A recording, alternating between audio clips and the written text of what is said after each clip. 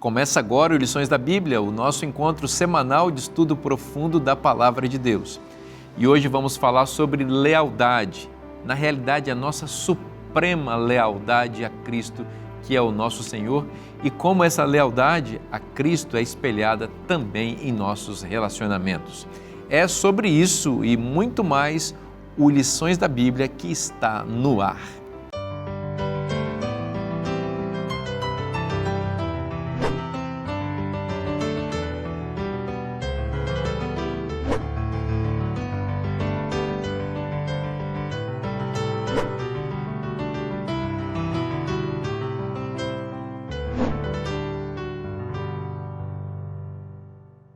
Agora estamos juntos aqui para estudar a Palavra de Deus. Eu já estou na boa companhia dos nossos amigos aqui, os nossos convidados que vieram aos estúdios da TV Novo Tempo para compartilhar conhecimento bíblico para abençoar a sua vida.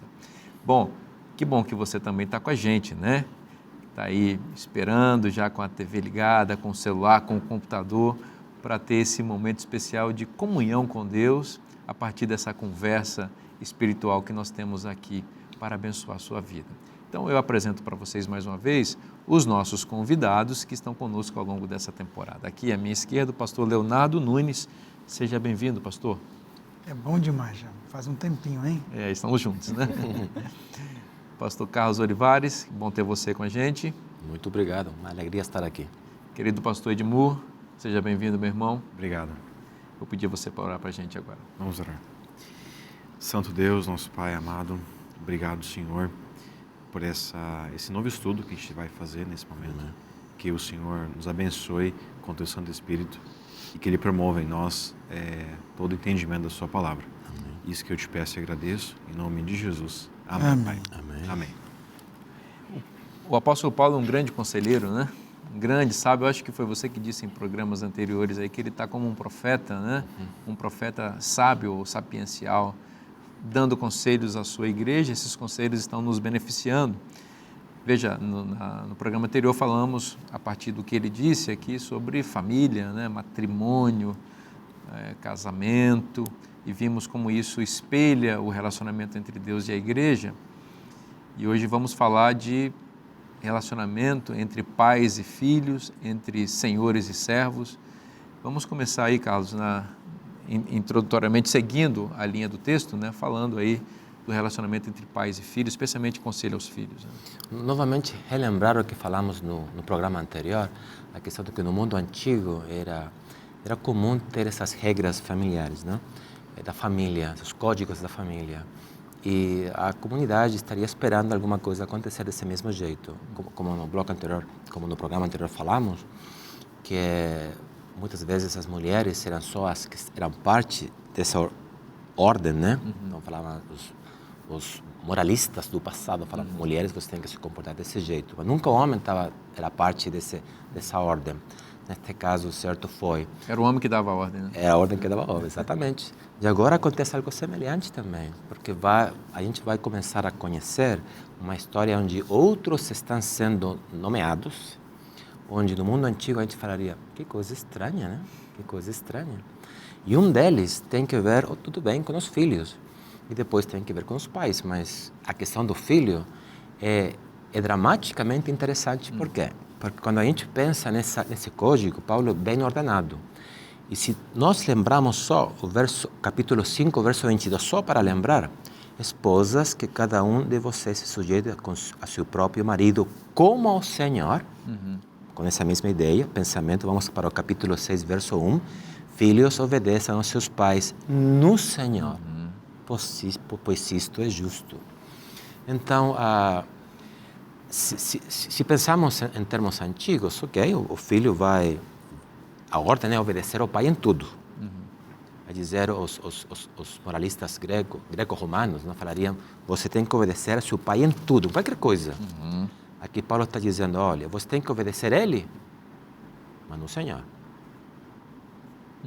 Então tem uma diferença. Uma coisa é qualquer coisa.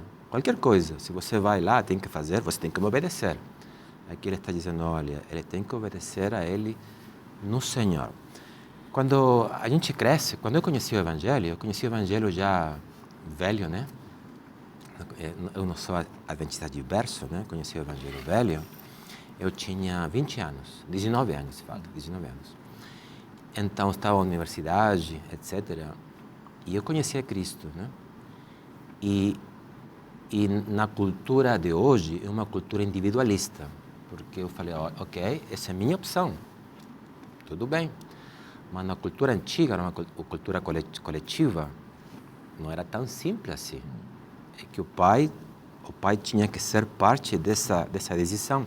Senão você saía da família, porque você já não era mais só parte da família. De fato, na cultura antiga, o filho ficava vinculado com o pai até a morte. Tinha que ser obediente, ainda você casado e tudo, até a morte. Do pai. Então, agora a nossa cultura coletiva é diferente. Paulo está dizendo, olha, tudo bem, tem essa cultura coletiva, mas você tem que obedecer a seus pais No Senhor. no Senhor. Então, quer dizer, se meu pai, naquele tempo, tivesse falado, filho, você não pode ser adventista, não. Você tem que continuar sendo parte dessa religião que a gente tem como família já por muito tempo. Qual seria a minha resposta se eu pensasse só pais obedeçam, filhos obedeçam a seus pais? Falaria, ok, pai? Não, Tudo bem, então não vou ser mais adventista, vou deixar de fazer isso. Pai, eu quero estudar teologia. Não, filho, como você vai ser um pastor? A gente não tem essa questão aqui em casa. Então, mas se nós pensamos que tudo aquilo que nós temos que obedecer, assim como as mulheres, né? Tem que someter a Cristo, a seus maridos no Senhor, como ao Senhor, do mesmo jeito também nós temos que pensar nisso. Então, o que significa isso? Significa que essa mensagem não é uma mensagem para uma família não cristã, porque no contexto está falando para famílias cristãs. Quer dizer então que aqueles que vão ser obedientes é porque se espera que o pai seja o pai, os pais, né? Os pais nesse caso sejam uma pessoa obediente. E última coisa, e com isso encerro, é que aqui o foco está nos dois. Na cultura antiga seria filho, seja obediente do seu pai. Aqui é os pais, né? Aqui está dizendo, filho, seja obediente do seu pai e de sua mãe, dos seus progenitores, né? Seus progenitores. Muito bom isso, hein? Então, quer dizer agora que a outra revolução paulina, né? Dizendo agora a mulher também é parte dessa... E, de fato, no mundo antigo era assim também. A mulher era, como sempre, né? Era parte da criança dos filhos. E ele está ecoando o quinto mandamento, né? Honra teu pai e agora vem, e a tua mãe, né? E agora vem. Quer dizer, você vê que a cultura bíblica, já desde o Antigo Testamento, era uma cultura verdadeiramente humanitária, né? Eu digo que a resposta para a desigualdade entre homens e mulheres não está nem no machismo, nem no feminismo, está no cristianismo. Então, Nesse ismo aí, né? o cristianismo, porque desde o início, homem e mulher foram feitos por Deus com valores iguais, funções distintas, Claro. muitas vezes, né, especialmente na maternidade, mas valores completamente iguais. E diria também que quando, como o professor Olivares disse, obedecei a vossos pais no Senhor, tem a proposta de você não dedicar a obediência absoluta, certo? Porque senão você coloca a sua... Desobedece a Deus. Exatamente, você desobedece ao Senhor e coloca a sua consciência na mão de uma outra pessoa, né? E também o no Senhor carrega a referência do que a gente já viu nos textos passados. Nele, né? Que é feita também no vínculo do amor. Em Cristo. Em Cristo, né? Isso é Boa. importantíssimo. É muito importante, porque assim, olha, eu tenho a plena convicção de que um filho, ele vai ter prazer em obedecer o pai biológico, né? Quando nesse contexto, né, nessa família, nesse vínculo, existe um vínculo de amor. Inclusive, eu até queria compartilhar com vocês uma lição que eu recebi de um outro pastor que tinha um filho adolescente. E durante um bom tempo, esse filho adolescente lutava com um vício do videogame. Tinha um jogo lá específico, online, que ele estava jogando, E o filho começou a ter o comportamento alterado por esse jogo online. E o apelo é muito grande, né? O adolescente, ele não tem limite para perceber até onde ele está indo as coisas, ele é muito intenso. O que ele faz, o filtro do limite ele quase não tem, ele gosta de desafio, ele vai longe com esse negócio, né? Influenciado pelos amigos, o cenário gráfico é incrível dos jogos hoje em dia, né? E começou a ter o comportamento. E o pai falou assim, filho, está acontecendo isso com você. Obedeça seu pai, para de jogar. E o assunto, o pai dizendo para o filho parar de jogar, demorou 6 meses para ele parar de jogar. Mas o que aconteceu nessa história? O pai disse assim para mim, eu nunca mais vou esquecer disso aqui. Porque isso aqui, para mim, é a principal lição que eu aprendi da relação pai e filho no vínculo da obediência. Ele falou assim, Edmur, eu usei todos os argumentos para levar meu filho a deixar aquele vício. Todos os argumentos possíveis. Só que não foi o argumento que convenceu ele de deixar aquele vício. Ele falou assim, ó, o que convenceu o meu filho a deixar foi porque aquele problema, aquele atrito, estava começando a danificar o nosso vínculo de amor, a nossa relação. E aí ele começou a perceber que ou ele continuava naquilo que estava causando mal para ele, só que o preço disso aqui era desgastar ainda mais o vínculo de amor. Só que o filho tinha uma história bonita de amor com o pai, entende? E ele então falou assim, poxa, eu não vou trocar uma coisa pela outra. Eu prefiro a minha relação com o meu pai. Então, para mim isso aqui é precioso demais.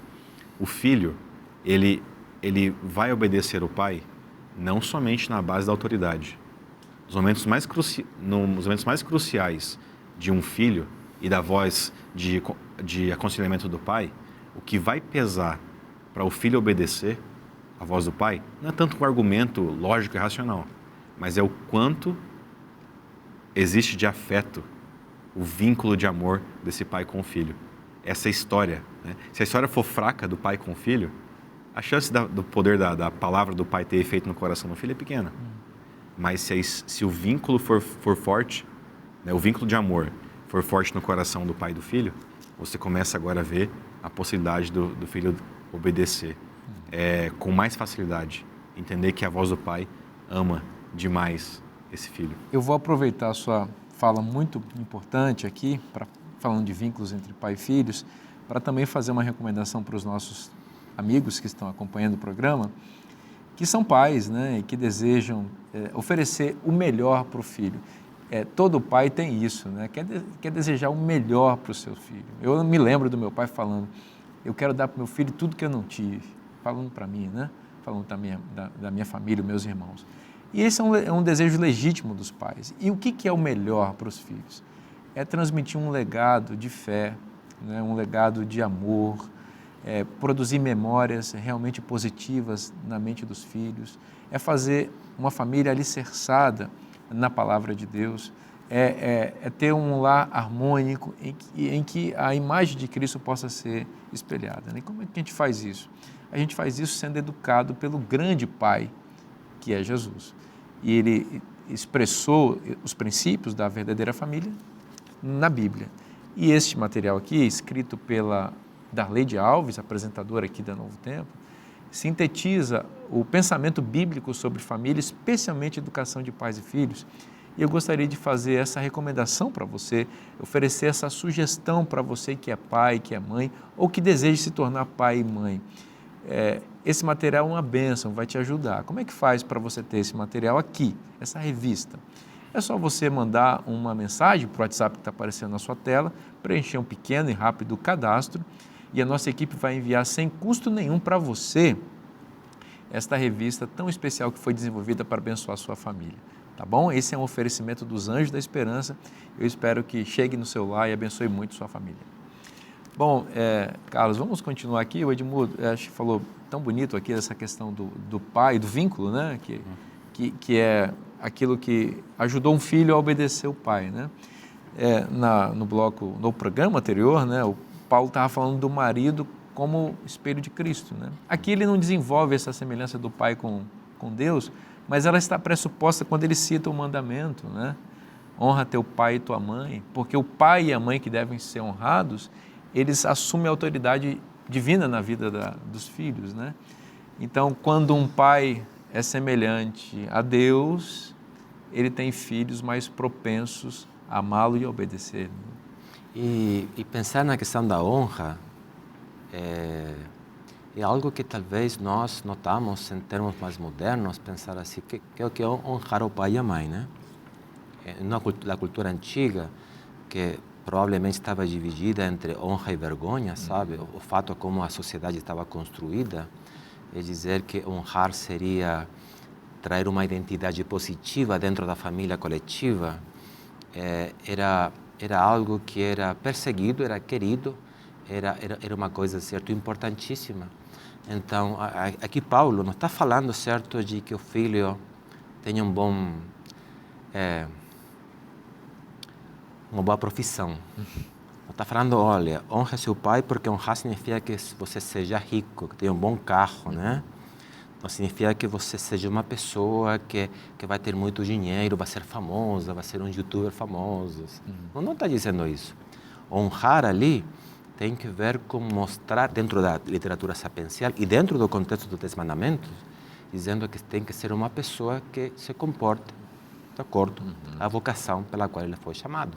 É dizer que se, dentro do contexto, quer dizer que se ele talvez, essa pessoa, esse homem, homem ou mulher, né, talvez não vai conseguir ser um advogado, um médico, pessoa simples talvez, mas na sua vida está vivendo conforme os princípios de Cristo, isso significa que ele está honrando seu pai e sua mãe. É algo, não tem que ver com uma questão material, não é consumo, não. É uma questão espiritual para louvar o nome de Deus através desse relacionamento que ele tem com seu pai e sua mãe. E o apóstolo evoca o 5º mandamento, né, que fala da promessa da vida longa, né, da vida plena, né, da vida abundante, agora citando Cristo, né? Então, honrar pai e mãe vai dar vida aqui na terra e vida eterna, né? A gente vai fazer um intervalo bem rapidinho, vamos continuar essa conversa no bloco seguinte, não saia daí.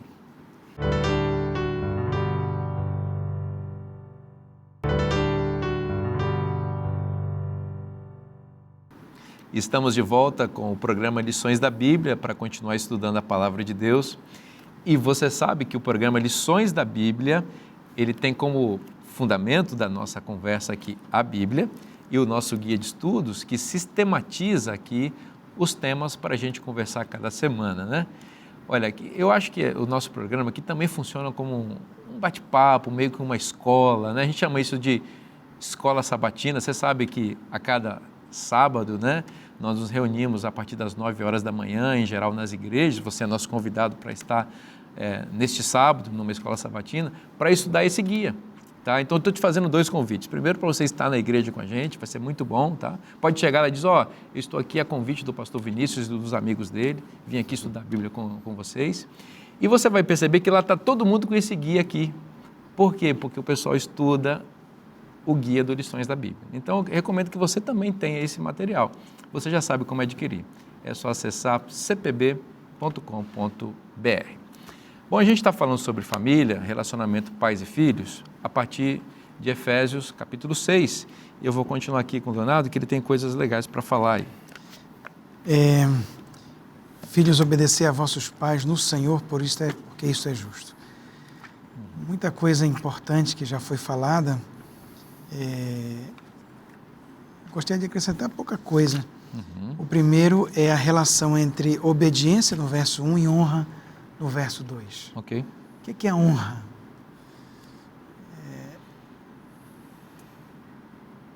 Às vezes, no relacionamento de pai e filho, eu tive o meu relacionamento com meu pai, agora tenho com meus filhos, e o pai e a mãe não precisam de tanta coisa para um filho honrar o pai.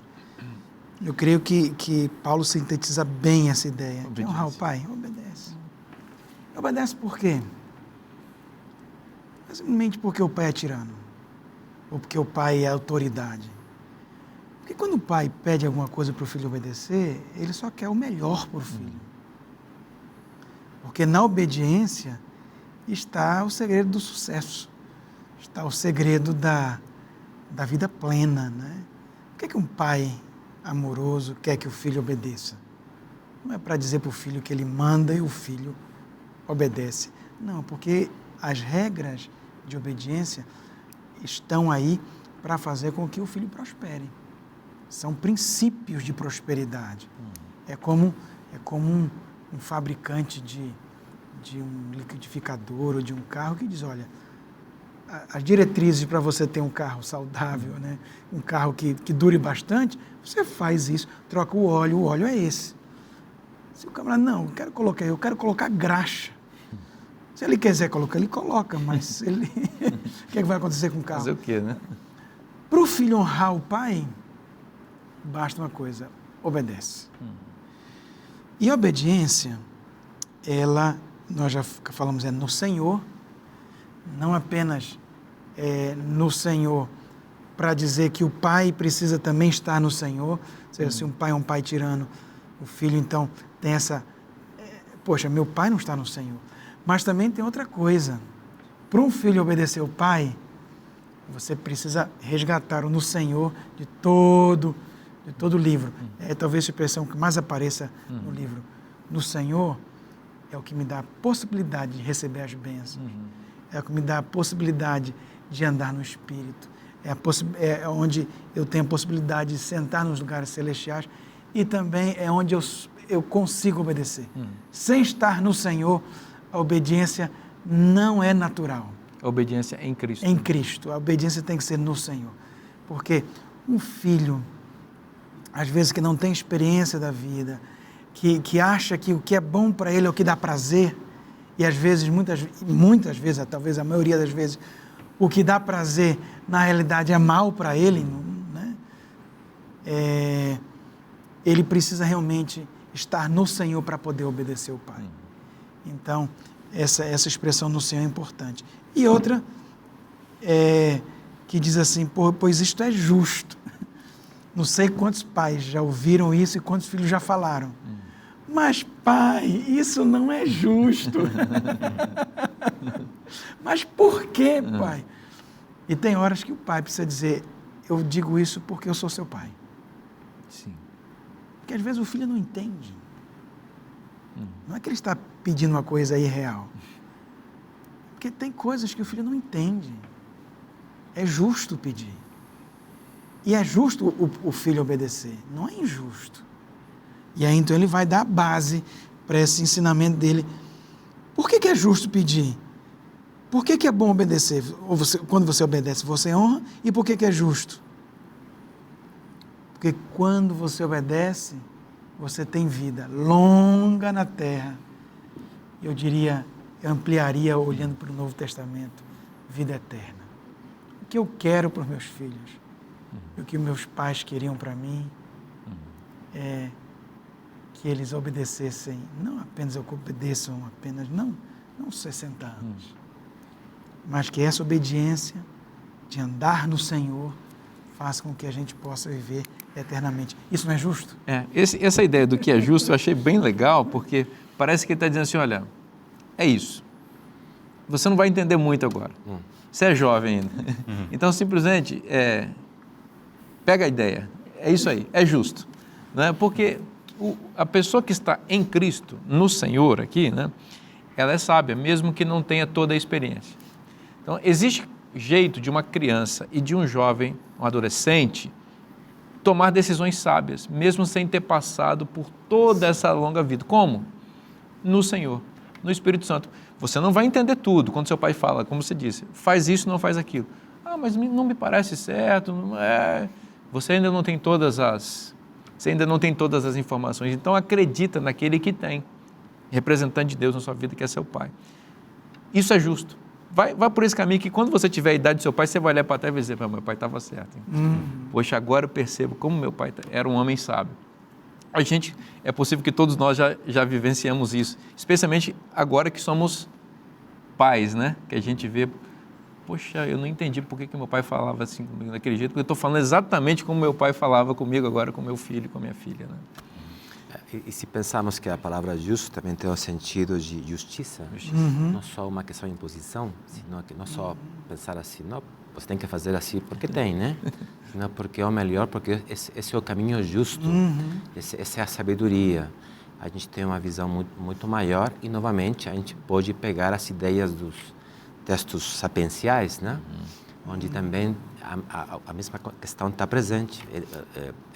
Salomão e outros, né? Falando da questão de você tem que obedecer seu pai, tem que obedecer sua mãe, porque isso é justo, porque isso é justo, porque isso é justo. Isso é legal, né? Isso está legal. Na lei, né? E está na lei, e porque é finalmente uma questão que traz justiça, né? Traz justiça dentro do contexto familiar. Até porque, só não te cortando, Carlos, você vai continuar seu bem. raciocínio, mas o próprio quinto mandamento, ele surge num contexto para eliminar a injustiça, né?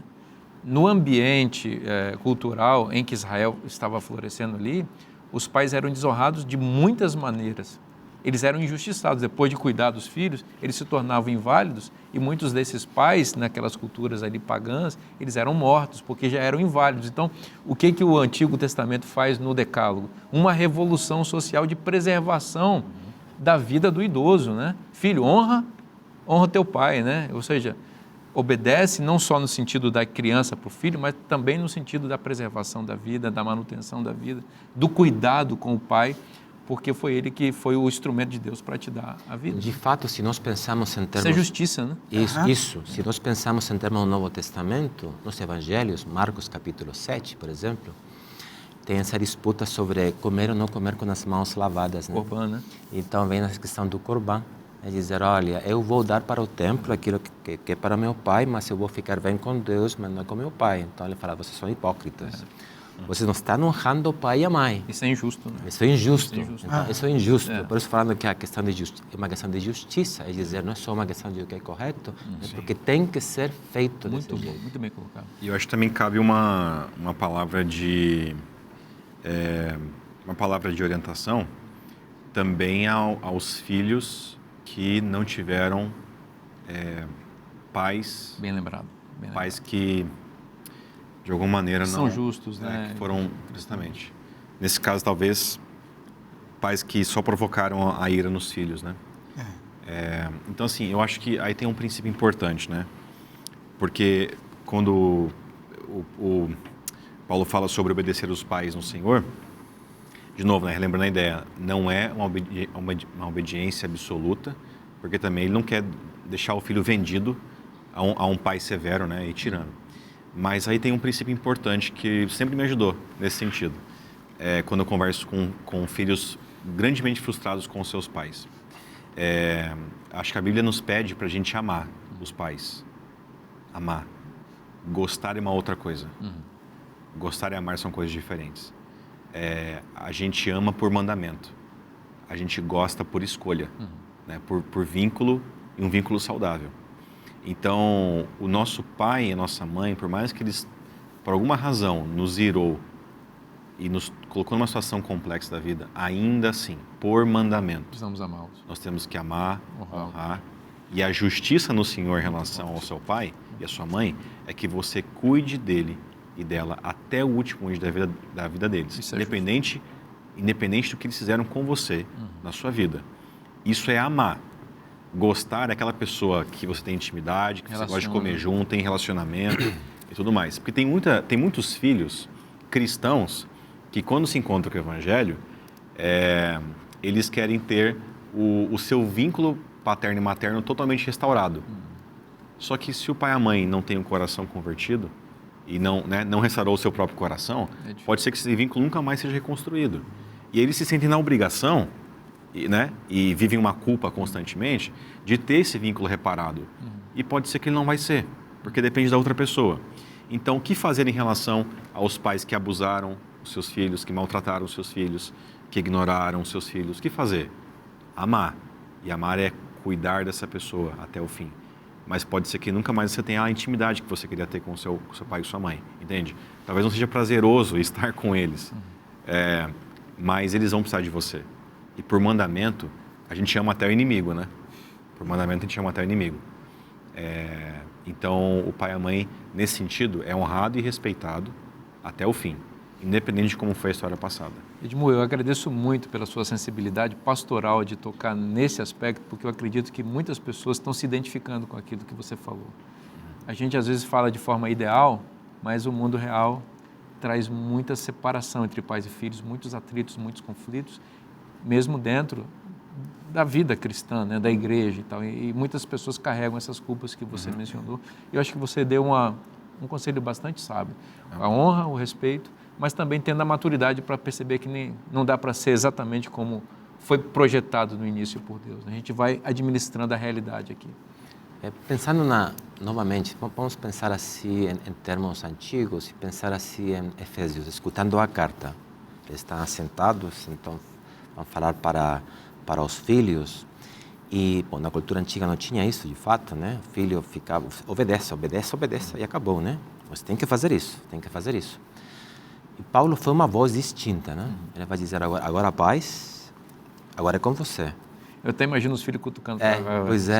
Pois é, alguém tem que defender aquele que sofre também, né? E nesse Paulo está trazendo uma justiça social em termos certos do que acontecia no mundo, em termos cristãos, obviamente, tentando trazer o Velho Testamento. Essa é uma questão, no Velho Testamento, na prática, né? Claro. Na prática. Então, quando diz não provoquem os seus filhos, ele tem um mas também. E aí o Leonardo tem falado bastante do mas em outros programas, né? Qual é importante o mas. Olha, apareceu de novo. Apareceu de novo. Então, mas, tudo bem. Então, vocês, pais, não provoquem os seus filhos a ira. Seria a parte negativa. Não façam isso. Não façam, isso é incorreto. Mas tratem de criá-los na disciplina, olha, e na amonestação do Senhor. Então, se nós pensarmos nessa passagem, normalmente no contexto cristão, quer dizer que os pais têm que ser uma referência espiritual. Porque se eu vou exigir alguma coisa para meu filho, e minha vida é uma vida sem Cristo, é uma vida que está preocupada com outras coisas, na verdade, né? Tem vezes até que pode ser que o pai fale, filho, você tem que guardar o sábado. E o pai está preocupado, certo, de como está indo o Flamengo com o Corinthians, sabe? É uma incoerência. É uma incoerência. Então está dizendo, olha, você não tem que provocar a ira, tudo bem. Essa é uma questão interessante, que o pastor Edmundo falou, mas tratem de na disciplina e na amonestação do Senhor.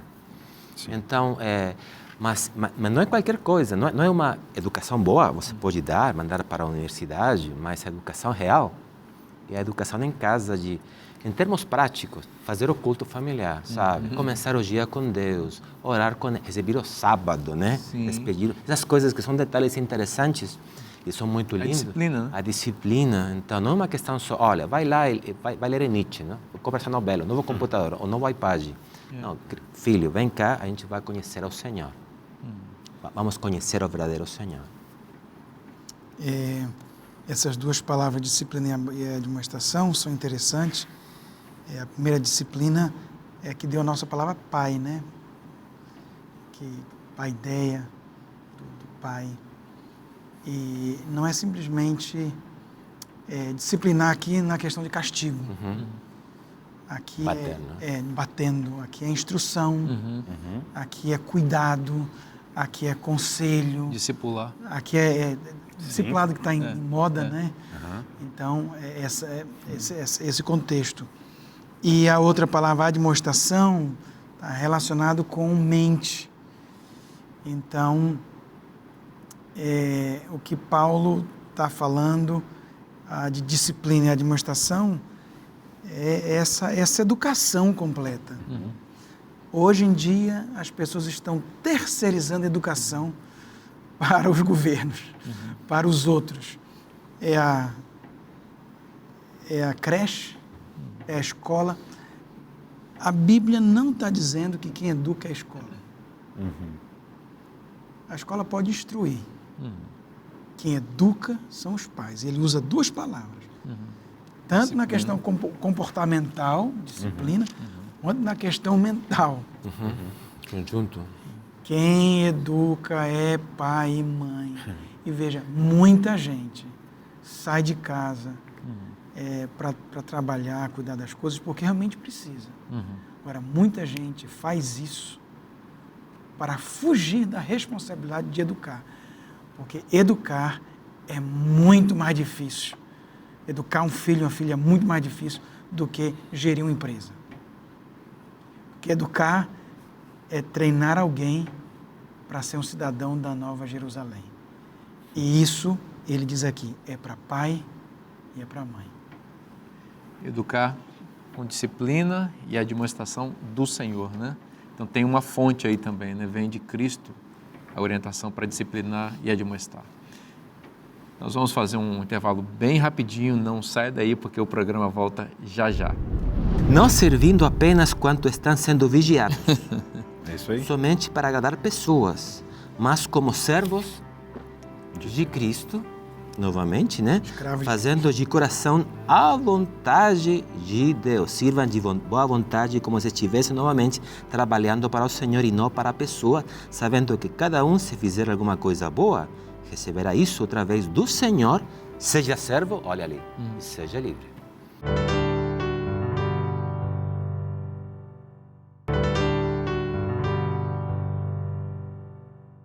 Estamos de volta para o último bloco do programa Lições da Bíblia, para continuar estudando a Palavra de Deus, especialmente na carta aos Efésios.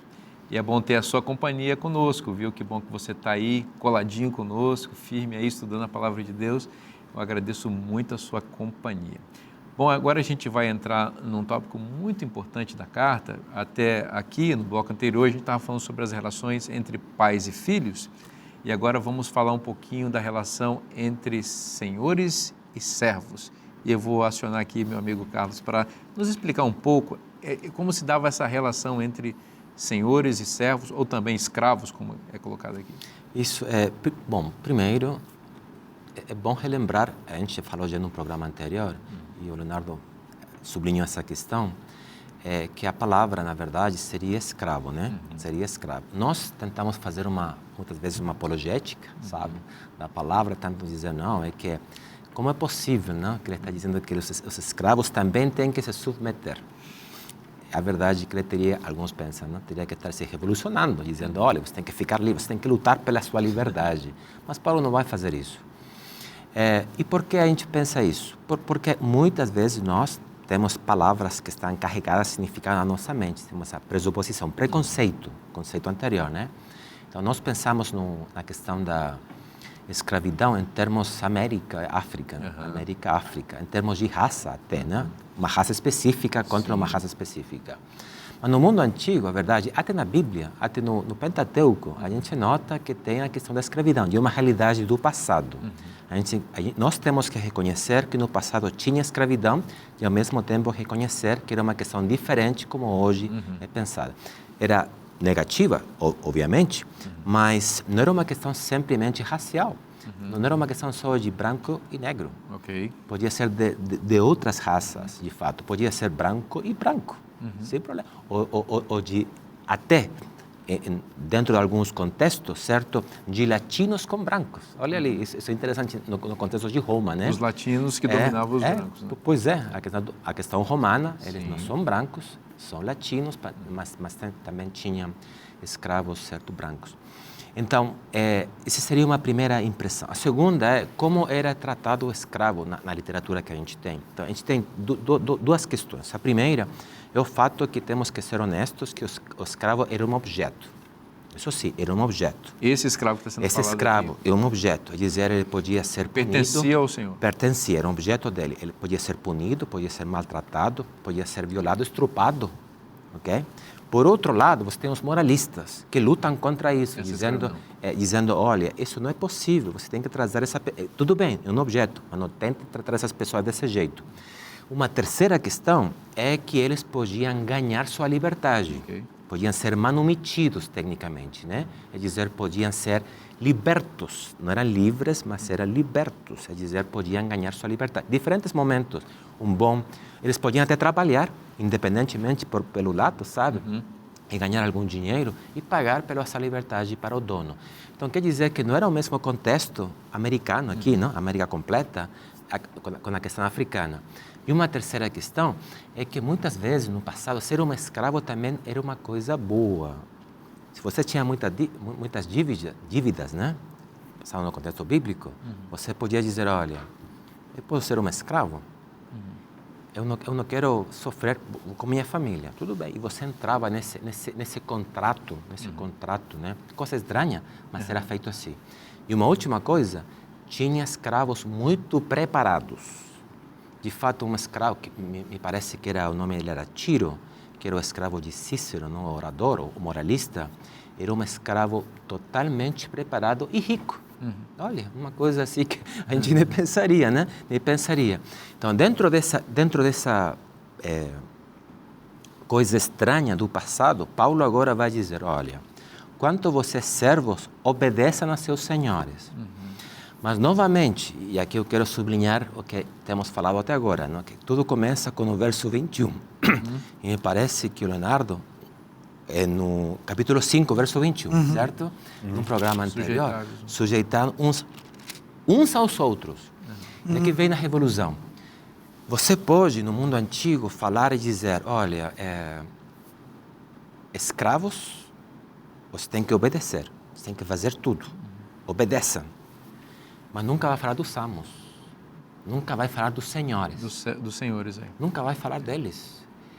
E aqui ele vai dizer, olha, então, na igreja, tem que pensar isso, que na igreja tinha escravos então, escutando, que estavam conhecendo o evangelho, falando, ok, eu tenho que fazer isso.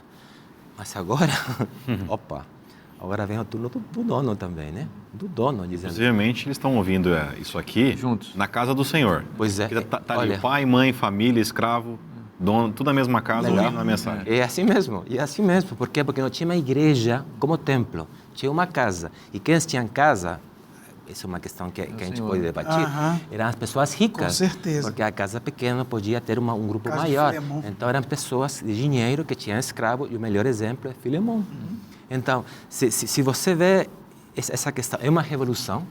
O fato já, quando foi lida a primeira vez, a Colossenses já a mesma história, e eles ficam assim, nossa, aqui aconteceu alguma coisa.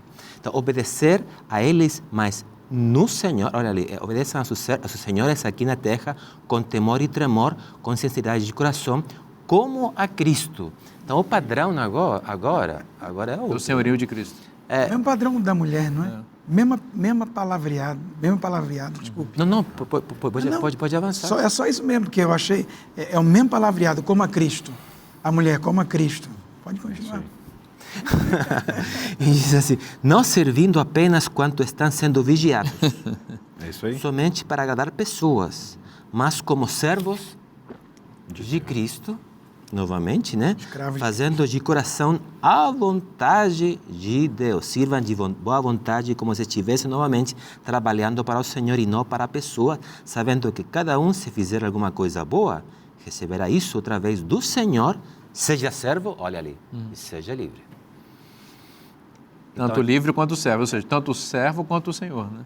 E também assim como se você é servo agora, depois você vai ganhar sua liberdade, ainda você tem que submeter ao Senhor. Okay. Mas não esse Senhor, o outro Senhor de lá cima, né? Então, quer dizer que ainda se eu sou livre, eu tenho um Senhor acima meu. Um comentário em cima disso aqui. Nessa parte aqui, eu acho que, por um lado, o Senhor falou assim, nossa, mas essa mensagem aqui é maravilhosa para mim, que agora ele vai trabalhar para mim, mas ele vai... obediente. Ele está trabalhando para mim na consciência da obediência a Jesus Cristo. Então, qual é a medida que eu vou trabalhar? Na medida da consciência que eu estou servindo a Jesus, sendo o seu escravo, o seu servo aqui nessa casa. Só que tem um benefício muito profundo nessa mensagem para o servo, para o escravo. Porque ele trabalha na medida certa. Ele vai buscar a medida certa. Nem menos do que você poderia fazer e nem exaustivamente ao ponto de você também, no seu serviço, desagradar o Senhor, porque você também vai estar ferindo você, que é servo de Cristo. Então, você percebe o equilíbrio aqui? Né? A mensagem que Paulo trouxe, ela traz um benefício também para o escravo, porque a motivação de trabalho é para Cristo. Então, é os dois polos, nem muito menos, né? E também nem mais, ao ponto de você perder a energia de conviver com o seu Senhor verdadeiro, né? Que é o próprio verdadeiro. Cristo. E o escravo tem uma recompensa. É. Eu acho interessante. Uma herança. Ou seja, ele vai trabalhar para o Senhor, porque ele sabe que do Senhor, o Senhor com S maiúsculo, ele trabalha para o Senhor com S maiúsculo, porque ele vai receber do Senhor com S maiúsculo a recompensa. Perfeito. Pode ser que aqui na terra ele não receba, mas Deus ele vai receber. Então, trabalhe não porque estão vendo, trabalhe não porque estão batendo, trabalhe porque você é um cristão, porque você honra Cristo, e com sua vida, honrando a Cristo, esse Cristo vai te dar recompensa. Perfeito. Agora, eu acho que o verso 9, para mim, é contracultural para aquela época e para hoje. Para aquela época e para hoje.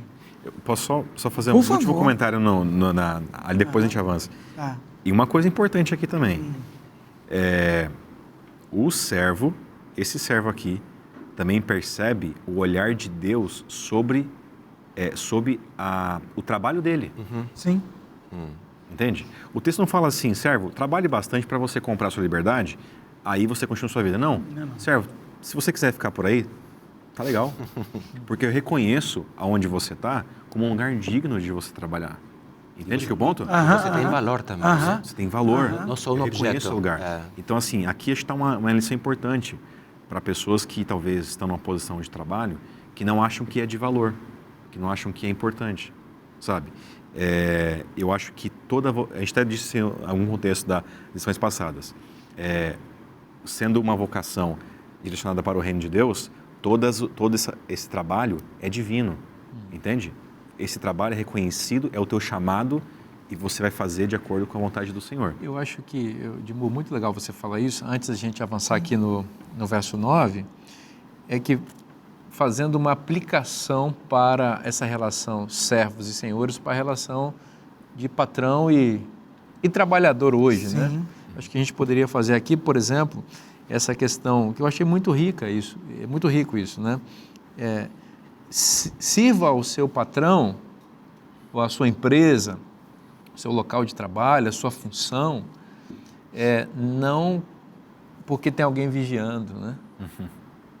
Faça as coisas que você está fazendo porque Deus é o seu patrão. Então faça com qualidade, faça bem feito. Ele está atacando aí, em termos práticos, né, a preguiça, né, a hipocrisia, né, o roubo de horas de trabalho que muita gente faz porque finge que está trabalhando e não está na realidade, né? Deus está dizendo, olha, trabalha para mim, pense que você está trabalhando para mim, se conforte no fato de que eu sou o seu Senhor. Então, eu acho que isso é muito interessante, sabe? Porque ele está dando dicas hoje, na aplicação para a nossa realidade hoje, dicas de prosperidade, inclusive, sabe? Verdade. Quando você tem uma pessoa que ela trabalha com afinco, com dedicação, essa pessoa é a pessoa que abençoa aquele ambiente e abençoa a sua própria vida também, né? Com certeza. E no verso 9 começa falando de igual modo procedei, é uma tradução boa para mim, e que resume tudo isso. Tudo que ele falou para o escravo serve para o patrão. É para o Senhor. Né? Deus está vendo. E aí ele fala, de igual modo proceder para com eles, deixando as ameaças, sabendo que o Senhor, tanto deles como vosso, aí, ele inverteu, né? Essa frase, para mim, ela é contracultural. Alguns falam, Paulo não fala contra a escravidão. Calma lá. A maneira do cristianismo agir não é levantando uma bandeira política, é transformando o coração. E a base é a Escritura e quem Deus é para conosco. Se você, escravo é escravo, Senhor é Senhor, pode fazer o que quiser, mas aqui vem falando o seguinte, primeira coisa, Senhor com S minúsculo, saiba que você tem um Senhor acima de você com S maiúsculo. E é Senhor, tanto seu quanto dele. Nivelou.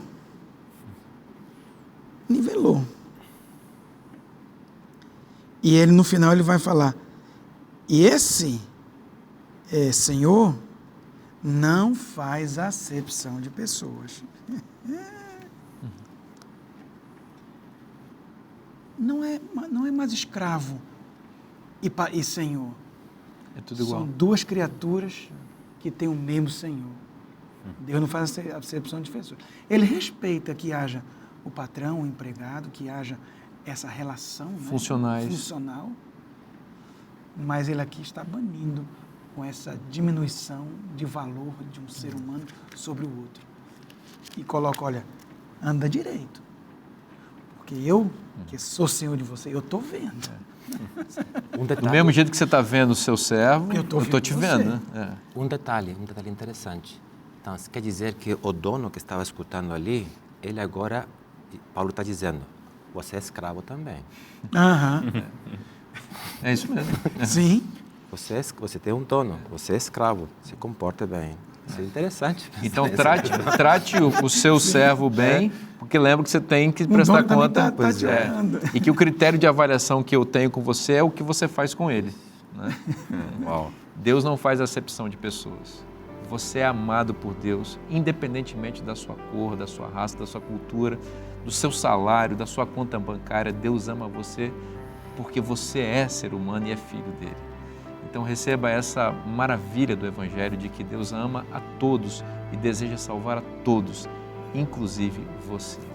Esta promessa maravilhosa está na Bíblia, e se está na Bíblia, é bom para você. Eu te aguardo na próxima semana. Que Deus te abençoe muito. Um forte abraço e até lá.